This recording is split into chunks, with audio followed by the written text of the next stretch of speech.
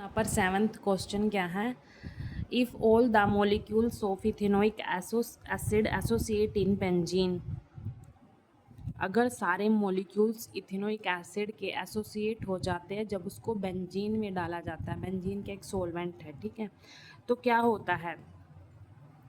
Option दे रखे हैं del T B of ethanoic acid will be double of normal value, कि ethanoic acid का जो डेल टी बी है एलिवेशन बॉइलिंग पॉइंट है वो डबल हो जाता है नॉर्मल वैल्यू से, या फिर del T B of ethanoic acid will be half of the normal value, या del T B of ethanoic acid will have normal value, या फिर molar mass calculated on basis of this del T B will be half expected value.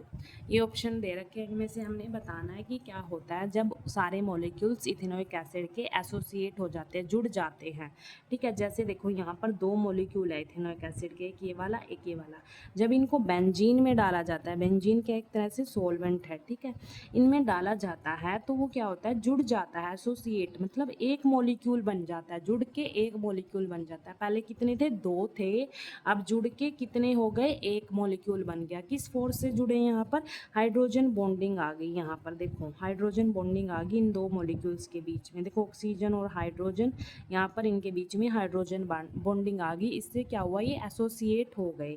Associate होके अब इन्होंने क्या बनाया, एक बड़ा मॉलिक्यूल बनाया, लेकिन बनाया कितना, एक मॉलिक्यूल बनाया, कितना, एक ही मॉलिक्यूल बनाया है। अब यहाँ देखो, यहाँ पर जो डेल टी बी है वो किसके डायरेक्टली प्रोपोर्शनल होता है, जो डेल टी बी होता है वो डायरेक्टली प्रोपोर्शनल होता है आई के, वेंटो फैक्टर के डायरेक्टली प्रोपोर्शनल होता है। और जो आई होता है वो किस पर डिपेंड करता है, नंबर ऑफ मॉलिक्यूल्स पर डिपेंड करता है, नंबर ऑफ मॉलिक्यूल्स पर। अब यहाँ पर देखो नंबर ऑफ मॉलिक्यूल्स क्या हुए, पहले दो थे अब एक हो गया, मतलब हाफ हो गए। अगर नंबर ऑफ मॉलिक्यूल्स हाफ हो गए तो वेंटो फैक्टर भी क्या हुआ, हाफ हुआ। और जो वेंटो फैक्टर है वो डायरेक्टली प्रोपोर्शनल किसके है, डेल टी बी के, मतलब डेल टी बी क्या होगा, वो भी हाफ हो जाएगा देन द नॉर्मल वैल्यू से। तो सेकंड इसका करेक्ट आंसर होगा second option, del T B of ethanoic acid will be half of the normal value, ठीक है। देखो मैंने आपको बताया कि जो डेल टी बी है वो डायरेक्टली प्रोपोर्शनल आई के है, आई क्या है यहाँ पर, वेंटो फैक्टर है। और जो आई है वो किस पर डिपेंड करता है, नंबर ऑफ मॉलिक्यूल्स पर डिपेंड करता है। अब यहाँ पर पहले दो मॉलिक्यूल्स थे, अब क्या हुआ, जुड़ के एक ही मॉलिक्यूल हो गया, मतलब हाफ मॉलिक्यूल, यहाँ पर दो से एक मतलब हाफ मॉलिक्यूल हो गए। अब आई की वैल्यू भी क्या हुई, हाफ हुई। और आई है जो इसके डायरेक्टली प्रोपोर्शनल है, तो डेल टी बी भी क्या हो जाएगा, हाफ हो जाएगा देन द नॉर्मल वैल्यू। तो इसका करेक्ट ऑप्शन क्या होगा, सेकंड।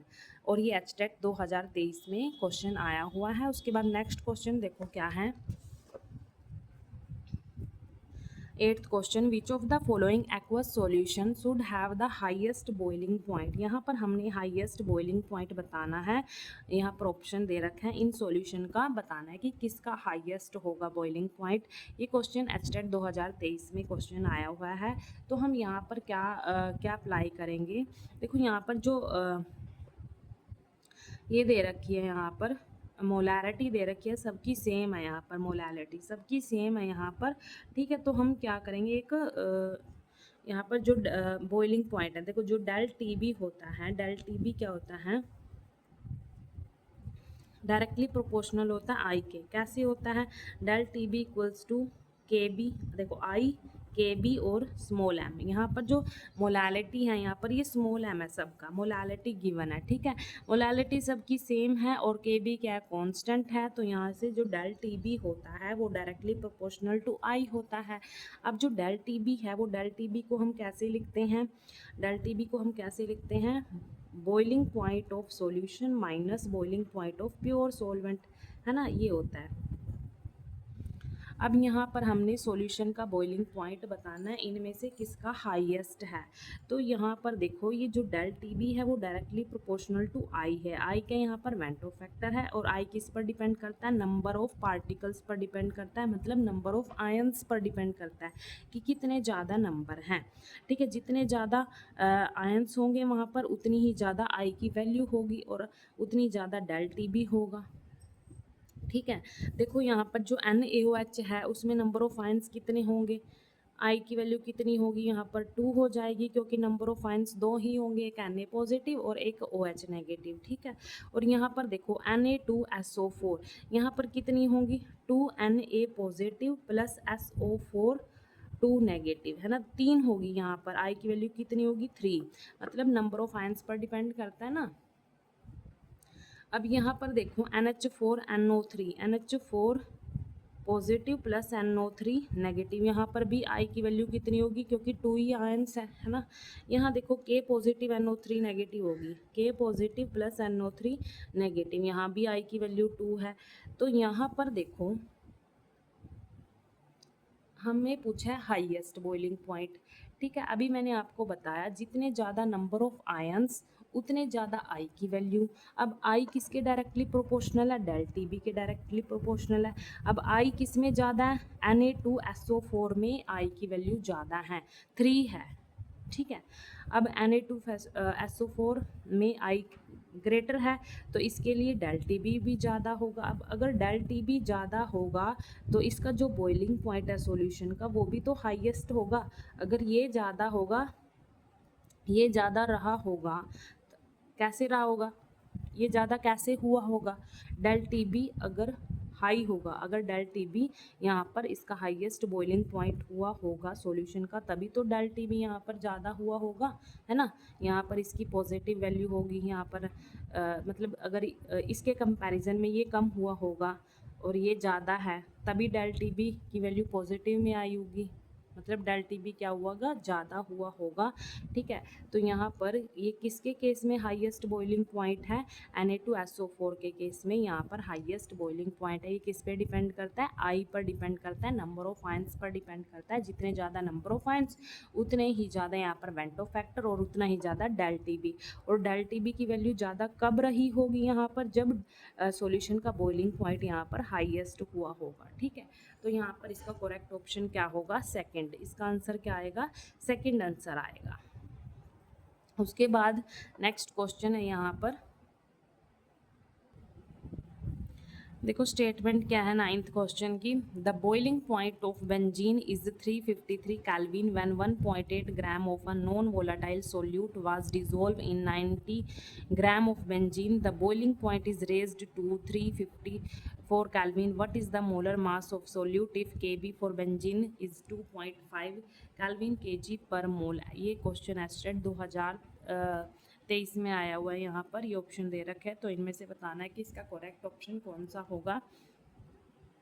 देखो यहाँ पर हमें क्या क्या गिवन है, यहाँ पे हमें सोलवेंट, प्योर सोलवेंट का बॉइलिंग पॉइंट गिवन है। तो लिख लेते हैं पहले हमें क्या क्या गिवन है। यहाँ पर प्योर सोलवेंट का जो बॉइलिंग पॉइंट है T0B से हम यहाँ पर डिनोट करेंगे, और बेंजीन का है वो कितना है 353 केल्विन है। और क्या गिवन है यहाँ पर, देखो जब इसमें solute, non volatile solute add किया जाता है बेंजीन में, 90 ग्राम बेंजीन में, तब उसका बॉइलिंग पॉइंट बढ़ जाता है, रेज हो जाता है। और कितना, तो वो देखो जब इसमें नॉन वोलेटाइल सोल्यूट ऐड किया जाता है बेंजीन में, तो क्या होता है, सॉल्यूशन बन जाता है, और जो सॉल्यूशन का बॉइलिंग पॉइंट है वो रेज हो जाता है। तो हम उसको TB से डिनोट करेंगे, और वो कितना है 354 केल्विन है, ठीक है। और क्या गिवन है हमें यहाँ पर, Kb की वैल्यू भी गिवन है। Kb की वैल्यू कितनी है यहाँ पर 2.5 है, 2.5 गिवन है यहाँ पर। अब देखो हमारे पास फॉर्मूला होता है यहाँ पर, जो डेल TB होता है, डेल TB होता है वो किसके इक्वल होता है, Kb multiply molality. Small m क्या है यहाँ पर, मोलैलिटी, और Kb क्या है यहाँ पर, एलिवेशन कांस्टेंट है यहाँ पर, ठीक है। जो डेल TB होता है वो क्या होता है, डेल टी बी क्या होता है, TB माइनस T0B, डिफरेंस होता है यहाँ पर बॉइलिंग पॉइंट का, Kb multiply small m।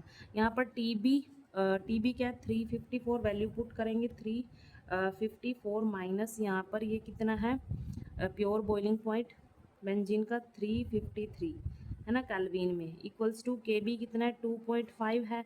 Molality क्या आती है हमारे पास, मोलैलिटी का फॉर्मूला क्या होता है, number of moles of solute divide में मास ऑफ सोलवेंट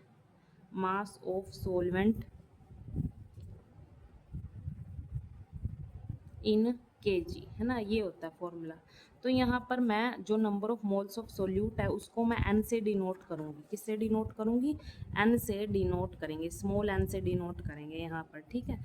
तो मैं यहाँ पर लिख लेती हूँ मोलैलिटी क्या होगी? Number of moles of solute, ये क्या है? स्मॉल n है, स्मॉल n से डिनोट कर रही हूँ मैं मोल्स को, डिवाइड में mass of solvent in KG. अब यहाँ पर सोलवेंट क्या है? बेंजीन है, और ये ग्राम में दे रखा है, तो हम इसको क्या करेंगे? केजी में कन्वर्ट करेंगे। केजी में कैसे कन्वर्ट करेंगे? इसको हम 1000 से डिवाइड कर देंगे तो 0.090 केजी आ जाएगा। तो मैं यहाँ पर लिख रही हूँ ये पे 0.090 केजी, ठीक है, ये आ गया। अब हम इसको सॉल्व कर लेते हैं।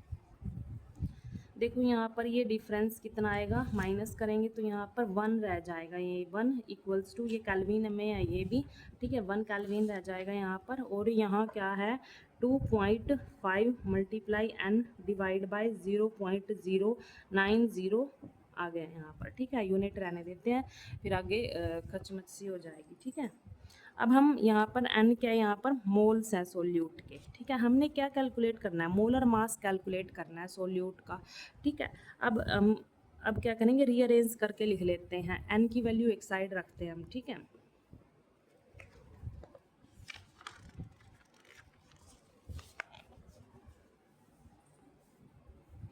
देखो यहाँ पर हमने क्या किया? रीअरेंज करके लिख लिया इसको,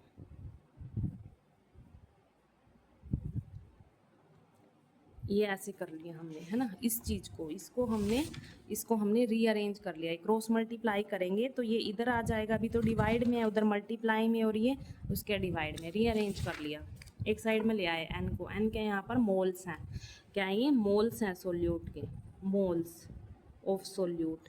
और जो मोल्स का फॉर्मूला होता है वो क्या होता है? यहाँ पर लिख लेते हैं। मोल्स का फॉर्मूला क्या होता है? Given mass of solute divide by molar mass. Molar mass ये हमने निकालना है, मोलर मास निकालना है, तो n की जगह हम ये पुट कर लेते हैं। तो 0.090 डिवाइड बाय 2.5, 2.5। यहाँ पर गिवन मास कितना है? हमें गिवन मास तो गिवन है, कितना है वो? 1.8 ग्राम है नॉन वोलेटाइल सोल्यूट का, 1.8 यहाँ पर पुट कर लेते हैं। 1.8 डिवाइड बाय मोलर मास। देखो यहाँ पर जो n है वो क्या है? मोल्स। मोल्स का फॉर्मूला क्या है? ये है गिवन मास। गिवन मास की जगह मैंने 1.8 पुट किया, और हमने निकालना क्या है? Molar mass. ये हम एज इट इज़ लिखेंगे, ये हमने सोल्व करना है। अब क्रॉस मल्टीप्लाई कर लेते हैं यहाँ पर, तो मोलर मास को हम एक साइड लेके जाएंगे और इनको सभी कांस्टेंट टर्म को हम सॉल्व कर लेंगे। 2.5 मल्टीप्लाई 1.8 डिवाइड बाय 0.090, ठीक है। इनको हम सॉल्व कर लेते हैं।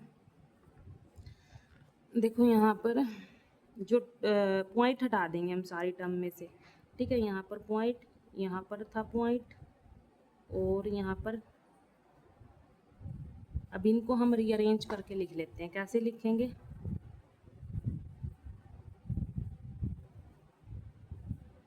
ये उधर जाके मल्टीप्लाई में आ जाएगा ना, ऊपर चला जाएगा ये।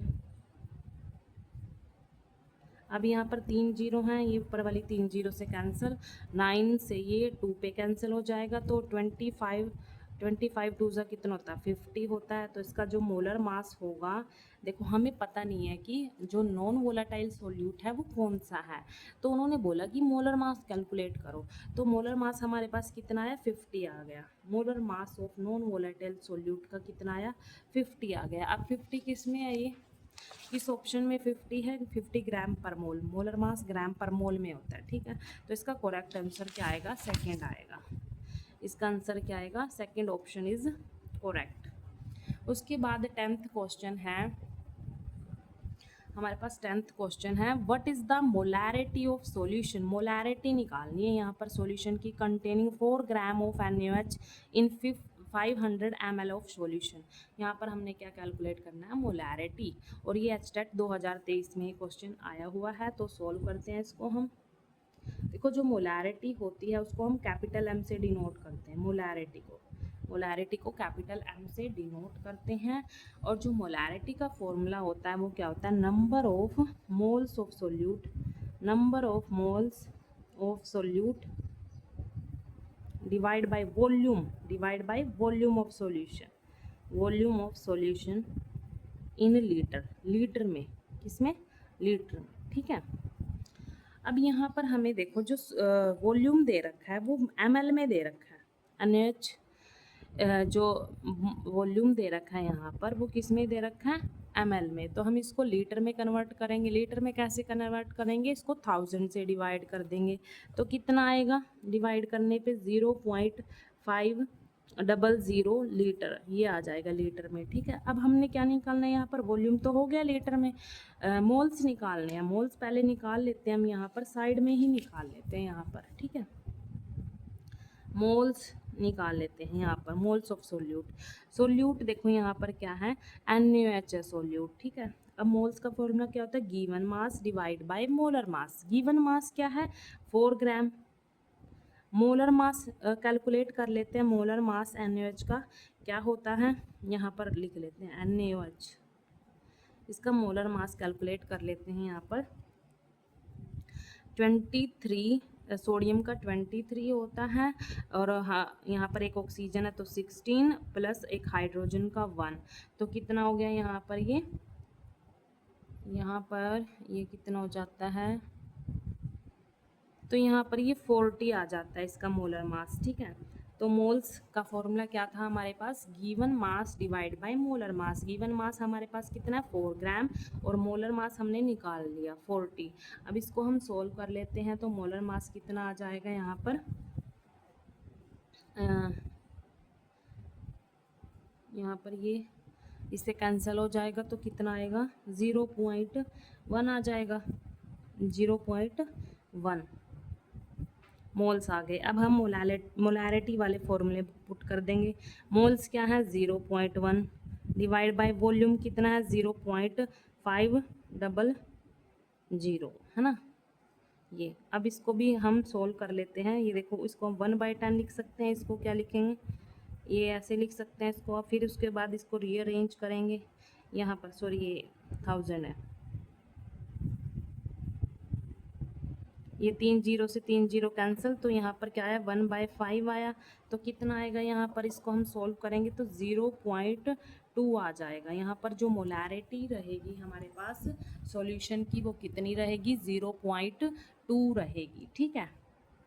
तो ये यहाँ पर देखो किस ऑप्शन में है, ये सेकंड ऑप्शन में है, तो इसका करेक्ट आंसर क्या आएगा, सेकंड रहेगा, ठीक है। Second option is the correct answer, 0.2 molarity. तो यहाँ से इतने ही क्वेश्चन बनते हैं इस यूनिट से। Thank you.